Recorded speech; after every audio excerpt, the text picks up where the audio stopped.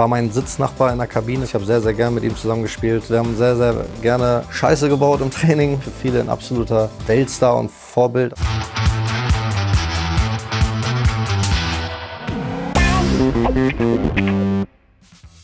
Es sind eigentlich ausschließlich Spieler, mit denen ich zusammengespielt habe bei Vereinen, also beim BVB und bei Leverkusen. In dem System 3-4-2-1. Bei mir im Tor steht Bernd Leno. Bernd habe ich 4,5 Jahre, glaube ich, mit ihm gespielt. Oder 3,5, ich weiß jetzt gar nicht mehr so genau. Auf jeden Fall lange genug, dass ich ein Fan von seiner Position war. Ich fand, er ein sensationeller Torwart gewesen, der aber auch ein guter Typ ist. Bin lange mit ihm befreundet. Seitdem er in England ist, natürlich der Kontakt dann auch ein bisschen auseinandergegangen. Wenn wir uns manchmal noch bei der Nationalmannschaft treffen, freue ich mich immer, ihn wiederzusehen. Und ja, fußballerisch und menschlich, also der Mix ist bei mir immer hängen geblieben. So, und dementsprechend ist er bei mir da ganz klar die Nummer 1. Meine 3 Innenverteidiger sind Manu Akanji, Mats Hummels, lustigerweise, und Jonathan Tah.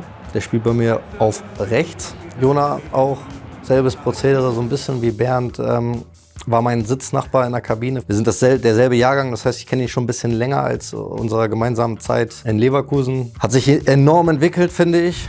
Nicht nur in der Zeit, wo ich da war, sondern jetzt auch, wenn man jetzt so ein bisschen über den Tellerrand hinausschaut, wie er jetzt momentan auftritt in der Bundesliga, finde ich herausragend. Auch Top-Typ, ein brutaler Hühner einfach, körperlich stark, schnell, sehr gutes Kopfballspiel. Dann haben wir im Zentrum Mats. Gut, über Mats brauche ich jetzt in dem Sinne nicht so viel sagen. Ich glaube, er hat natürlich eine Wahnsinnsgeschichte geschrieben für ihn persönlich. Sehr, sehr viele Erfolge gefeiert in seiner Karriere. Fußballerisch natürlich ein ganz klarer Dirigent aus der Abwehr raus.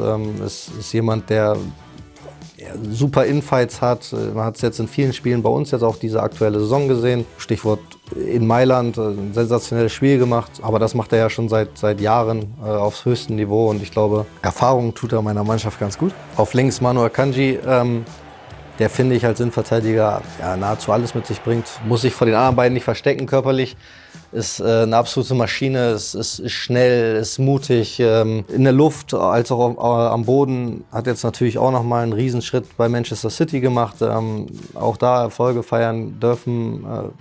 Auch ein Wahnsinnstyp meiner Meinung nach, mit dem ich mich sehr gut verstanden habe. Ich glaube, dass ich mit diesen 3 Innenverteidigern bestens aufgestellt bin, weil wir 2 Spielern Geschwindigkeit haben und bei einem eine absolute Cleverness und Raffinesse im direkten Duell mit den Stürmern.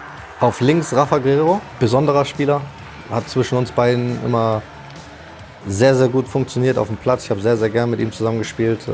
Ist natürlich einer, der sehr offensiv orientiert ist, das ist klar, aber für Assists und für Tore immer zu haben. Ganz klarer Zocker, muss man so sagen. Also jemand, der verspielt ist, der auch sich nicht scheut, in Zweikämpfe zu gehen, also mit dem Ball zu dribbeln, der kreativ ist. Also jemand, der auf der Seite spielt, aber trotzdem sehr, sehr viel kreiert einfach. Und auf rechts ist es Mitchell Weiser. Ein bisschen anderes Paradebeispiel mit Mitch, eher ein absoluter Linienspieler, Läufer, Schienenspieler, wie man es auch immer nennen möchte. Mit ihm habe ich auch sehr, sehr lange zusammengespielt. Wir waren mit Kai und Sam Schreck waren wir so eine kleine Clique. Wir haben uns sehr gemocht. Wir haben sehr, sehr gerne Scheiße gebaut im Training.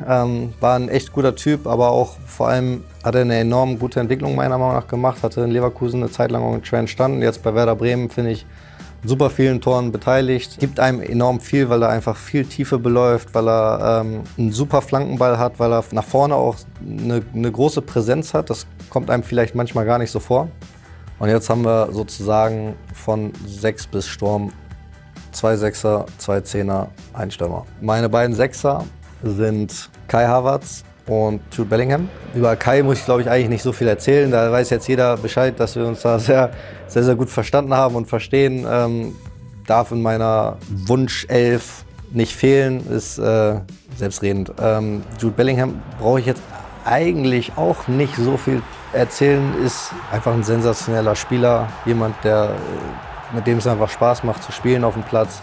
Der eigentlich alles mit sich bringt, zwischen Defensive, Offensive, Kreativität, aber auch mal dazwischen zu hauen. Ein sehr junger Spieler, der immer wissbegierig war, der immer mehr wollte, der in dem Sinne alles mit sich gebracht hat. Und das zeigt er jetzt mittlerweile ja auch alle 3 Tage auf dem Platz. Dann habe ich die beiden Zehner, das ist Marco und Heung-min Son. Ja, Marco ist, glaube ich, für viele Spieler in meinem Alter oder jünger, glaube ich, so ein Spieler gewesen, den du dir einfach als junger Kerl gerne angeguckt hast. Das war für viele ein absolutes Vorbild, seine ganze Art Fußball zu spielen, das, was er auf dem Platz ausgestrahlt hat. Ich kann mich daran erinnern, dass als ich noch ein bisschen jünger war, wenn es um Dortmund ging und es dann mal Spiele gab, leider Gottes, wo er verletzt war, wie sehr sich eigentlich jeder immer nur zurückgewünscht hat, dass Marco Reus wieder auf dem Platz steht und dass er wieder gesund ist. Habe jetzt lange mit ihm spielen können, absolut besonderer Spieler, der Dinge macht, die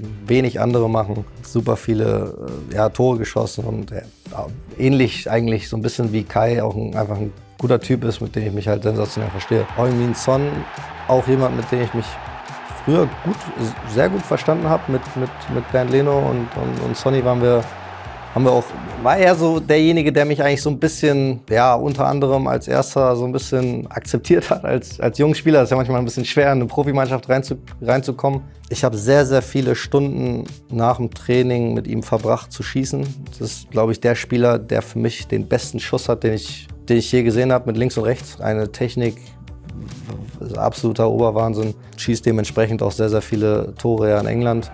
Auf der Stürmerposition, das können sich jetzt mittlerweile viele denken, das ist natürlich Earl am Ende. Braucht halt einen Knipser, ne?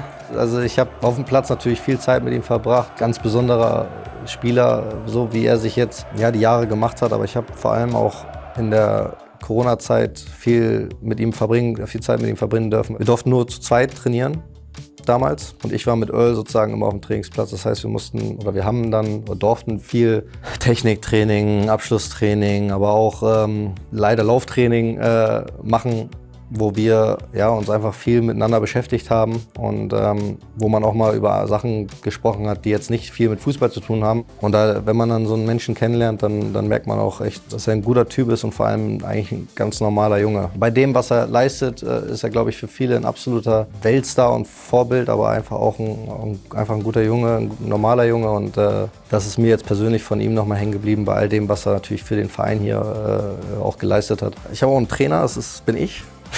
Ich bin der Coach.